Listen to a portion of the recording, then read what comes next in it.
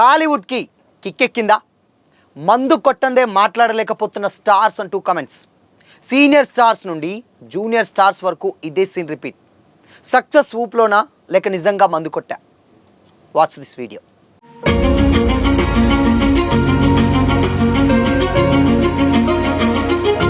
Hi hello, welcome to Disha TV. టాలీవుడ్కు కిక్కెక్కిందా? మందు కొట్టందే స్టార్స్ మాట్లాడలేకపోతున్నారా? ఆడియో ఫంక్షన్లు ఇతర సినిమా ఫంక్షన్లకు మత్తులోనే వస్తున్నారా అంటే అవుననే సమాధానాలు వినిపిస్తున్నాయి సోషల్ మీడియాలో. ఒకప్పుడు సోషల్ మీడియా ప్రభావం అంతగా లేదు కాబట్టి ఏం చేసినా నడిచేది. కానీ ఇప్పుడు పరిస్థితి మారింది. ఇప్పుడు పరిస్థితి అలా లేదు. సెలబ్రిటీలు ఏదైనా ఫంక్షన్కి హాజరైతే నెటిజన్లు క్లియర్గా పరిశీలిస్తుంటారు. ఎలా మాట్లాడుతున్నారు, ఎలా ప్రవర్తిస్తున్నారు అనేది ఖచ్చితంగా చూస్తున్నారు. కాస్త తేడాగా కనిపిస్తే చాలు ట్రోలర్స్ చేతికి చిక్కినట్టే. చిన్న హీరోలే కాకుండా సీనియర్ స్టార్ హీరోలు సైతం ఇలా ట్రోల్స్ చేతికి దొరికిపోతున్నారు. నిజంగానే తాగుతున్నారా లేదా అన్నది ఎవ్వరికీ తెలియదు. కానీ వీడియోల్లో వారి ప్రవర్తన చూసి మందు కొట్టే మాట్లాడుతున్నారని ఫిక్స్ అయిపోతున్నారు నెటిజన్స్. అప్పట్లో కుబేర సినిమా సక్సెస్ ఫంక్షన్లో చిరంజీవి, నాగార్జున కలిసి వచ్చారు. ఇద్దరు కారులో దిగి లోపలికి వెళ్ళేటువంటి టైంలో నాగార్జున పర్ఫెక్ట్గా కనిపించగా చిరు మాత్రం తూలినట్టు కనిపించారు. ఆయన కార్ దిగేందుకు కూడా ఇబ్బంది పడ్డారు. లోపలికి నడిచేటప్పుడు కూడా చిరు అలానే కనిపించారు. ఇక సక్సెస్ మీట్లో ఆయన చేసినటువంటి కామెంట్స్ కూడా షాకింగ్గా మారాయి. రష్మిక నేషనల్ క్రష్ మాత్రమే కాదు, నా క్రష్ కూడా అంటూ నాగార్జున మాట్లాడారు. ఈ వీడియో నెట్టింట తెగ వైరల్ అయింది. దీంతో వీడియోకు బాస్ మందేసి వచ్చాడంటూ కామెంట్స్ పెట్టారు. ఇక అప్పట్లో సాయిధరమ్ తేజ్ కూడా వీడియోలు కూడా సోషల్ మీడియాలో తెగ వైరల్ అయ్యాయి. ఓ సినిమా ఫంక్షన్లో సాయిధరమ్ తేజ్ నత్తితో మాట్లాడారు. దీంతో తేజ్ మందు కొట్టే వచ్చాడంటూ సోషల్ మీడియాలో వీడియోలను వైరల్ చేశారు. కానీ తర్వాత దీనిపై అతను ఒక క్లారిటీ ఇచ్చాడు. తాను మందు కొట్టి మాట్లాడలేదని, యాక్సిడెంట్ తర్వాత తన గొంతుపై ప్రభావం పడిందని చెప్పారు. దానికోసం స్పీచ్ థెరపీ చేయించుకున్నట్టుగా కూడా తెలిపారు. దీంతో అందరూ సాయిధరమ్ తేజ్కు సారీ చెప్పారు. ఇక అప్పట్లో Balayya gangs of Godavari cinema success మీట్కు హాజరయ్యారు. ఆయన కుర్చీ వెనక ఒక వాటర్ బాటిల్లో మద్యం కనిపించింది. దీనికి సంబంధించినటువంటి వీడియో కూడా సోషల్ మీడియాలో తెగ వైరల్ అయింది.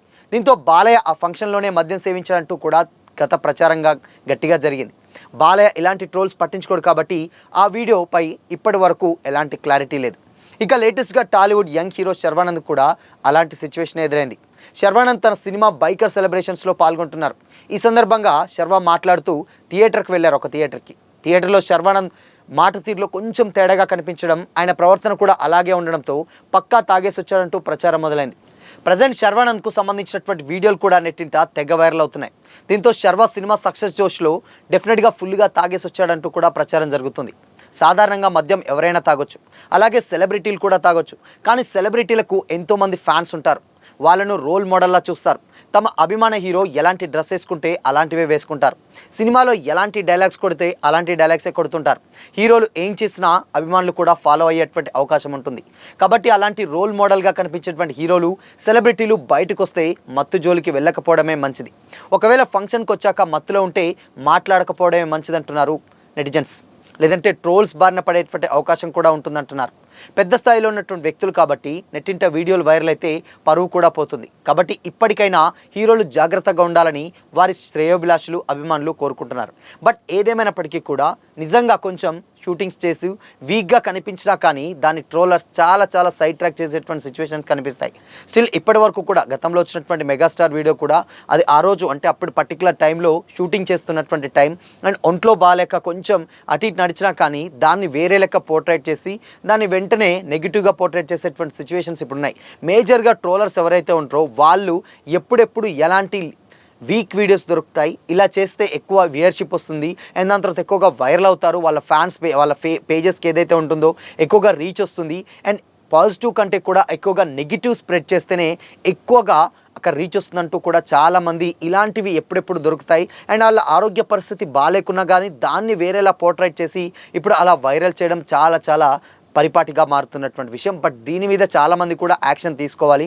చిన్నగా ఏది మాట్లాడినా కానీ, ఎందుకంటే లేటెస్ట్గా ఆల్రెడీ మనకు తెలిసిందే ఒక ప్రెస్ మీట్ పెట్టింది యాక్ట్రెస్ హేమ.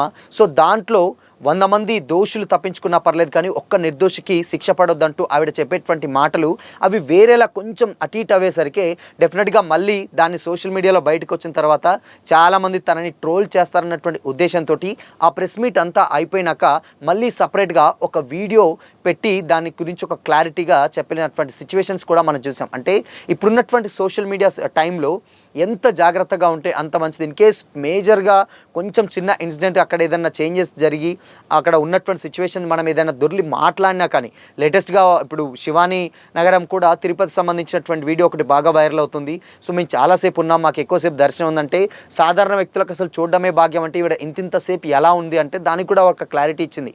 మేము అంటే మొత్తం అక్కడ వెయిట్ చేయలేదు, ఆ ప్రాసెస్లో ఉన్నాం, నడుస్తూ వెళ్ళేటువంటి ప్రాసెస్ భక్తులు ఎక్కువగా ఉన్నారని ఏదో రీజన్స్ చెప్పింది. సో ఇలా ఎంత చిన్నగా ఎలాంటి సిచ్యువేషన్స్ మాట్లాడినా కానీ దాన్ని వేరే రకంగా పోర్ట్రేట్ చేసి సెలబ్రిటీలు ఇబ్బంది పడిన సిచ్యువేషన్స్ అయితే ఉంటున్నాయి. ఇప్పుడు ఏం మాట్లాడినా కాంట్రవర్సీ క్రియేట్ చేస్తున్నారు కొంతమంది నెటిజన్స్. సో అందుకోసమనే ఇలాంటివి కొన్ని పట్టించుకోవద్దు, అవన్నీ వదిలేయాలి, సో లైట్ తీసుకుంటే బెస్ట్ అని కూడా చాలామంది వాళ్ళ ఫ్యాన్స్ అయితే కామెంట్ చేస్తున్నారు. సో మరి ఈ ట్రోలర్స్పై మీ ఒపీనియన్ ఏంటి?